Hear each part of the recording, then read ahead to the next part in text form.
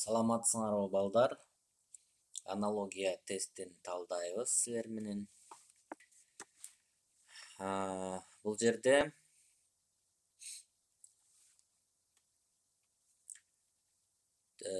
түшүрүп алды, анан коюп койду дейт. Бул жерде кандай катыш бар? Түшүрүп алды деген коюп койду. Мындай карай турган болсок, кокустан түшүрүп алат, коюп коюу атайын мындай максат менен ойлонуп коет. Демек бул кокустан болгон иш болуп атат, бул атайын.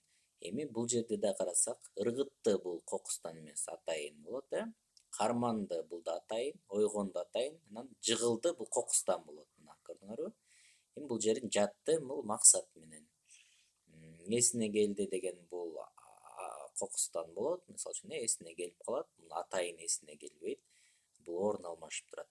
Мына туура вариантыбыз биздики жыгылды, жатты дейт, улантабыз. Согуш, салгылашуу дейт. Бул жерде кандай катыш бар? Согуш бул аябай бир чоң түшүнүк да, мындай согуш, салгылашуу бул жеке түшүнүк. Мисалы үчүн улуу ата мекендик согушу деп ала турган болсок, аябай чоң бир мындай окуя болсо, анан Москванын алдындагы салгылашуу, Ленинграддагы салгылашуу, ошол бетме-бет бир болгон кичинекей салгылашуулардын баардыгы биригип келип, анан чоң бир согушка айланат экен. Демек, согуш майда салгылашуулардан турат дейт.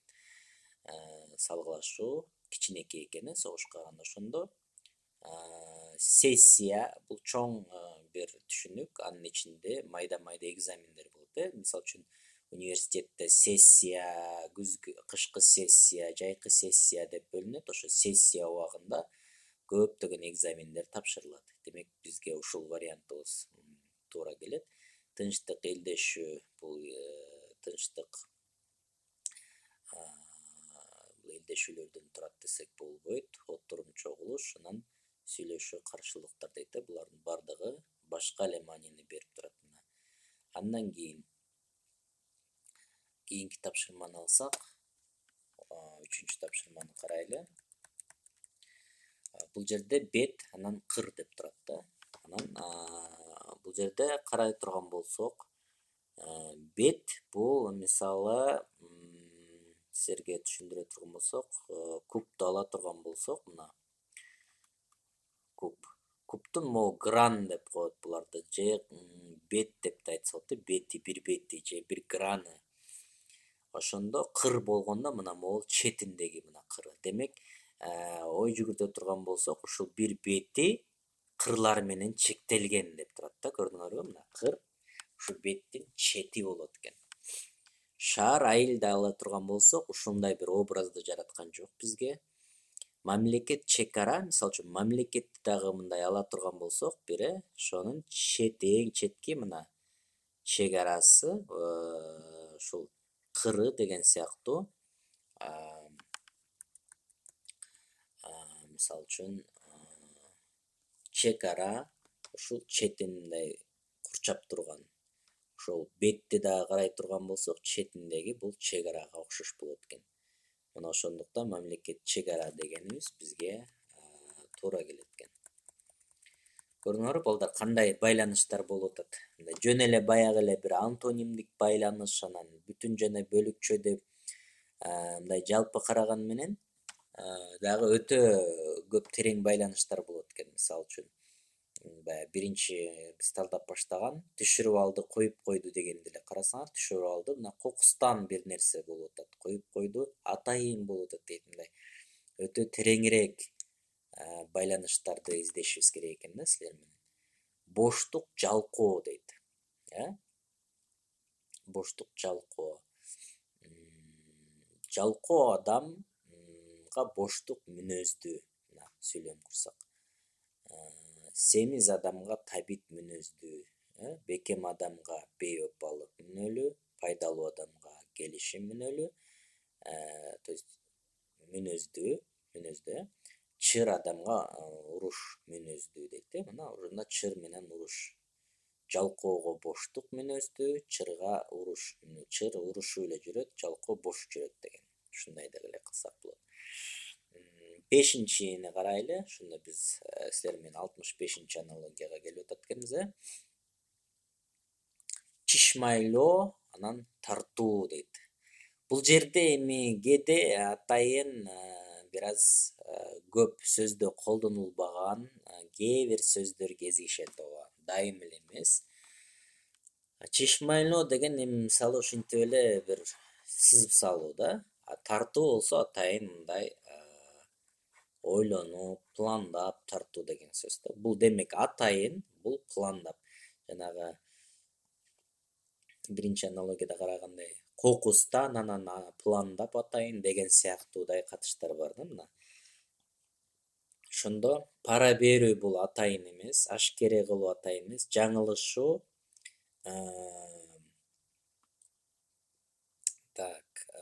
жаңылышуу деле бул атайын эмес болот, ооба. Сандалып жүрүү бул деле карайлы, ушул жерде азыр бизге экөө жакыныраак келип атат. Мисалы үчүн тереңирээк карайлы. Тартуу дейт. Тартууда бул пландалган иш-аракет, чишмайлоо бул пландалбаган иш, план жок, Демек төлөө пара берүү болуп атат. Бул бизге туура келген жок. Ашкере кылуу аныктоо туура келген жок. Анан жаңылышуу күнөө кылуу дейт.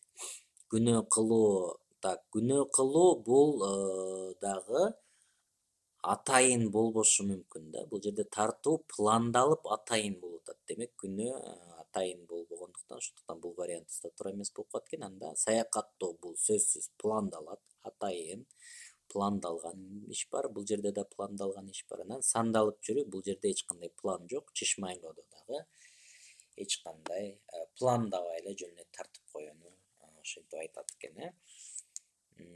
Андан кийин 6-чы аналогияны карасак, үркүү, коркунуч дейт. Үркүү бул дагы мындай отуруп гана мындай аттала турган болсок, ал атайын эмес, үркүү кокустан болот да. Мисалы үчүн коркунуч болсо, үркүү мындай рефлекс сыяктуу, автоматически мындай үркүү коркот мына аттар. Аяз болсо, бул жерде эч кандай мындай сезим деле жок, бул жерде сезимдер бар болуп атат да.